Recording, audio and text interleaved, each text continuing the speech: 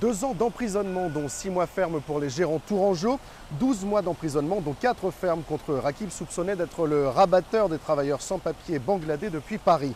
Voilà les réquisitions formulées ce midi par la procureure de la République dans l'affaire des restaurants Otakos de Tours.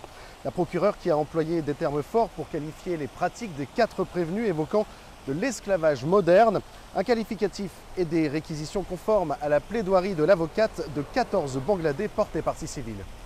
Dans le dossier, c'est clairement le cas. On est sur de l'esclavage moderne, une exploitation d'individus au même titre que des marchandises, tout ça pour faire du fric. Donc oui, on est en plein dans le thème.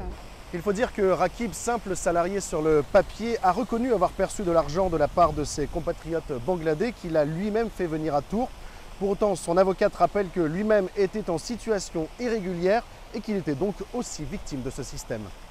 Je ne suis pas d'accord, alors pas tant avec le quantum des réquisitions, mais plutôt avec la motivation de celle-ci. Le quantum, pour ma part, couvre la part de détention provisoire qui a déjà été faite par mon client. Donc là-dessus, c'est plutôt intellectuellement honnête de la part de Madame la procureure de la République.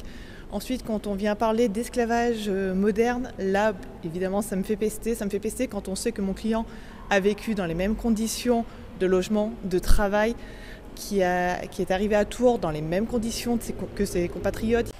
De leur côté, les anciens gérants des restaurants nient avoir détourné quelques fonds de leurs établissements, tout comme ils nient avoir exploité des étrangers en situation irrégulière et les avoir logés dans des conditions indignes.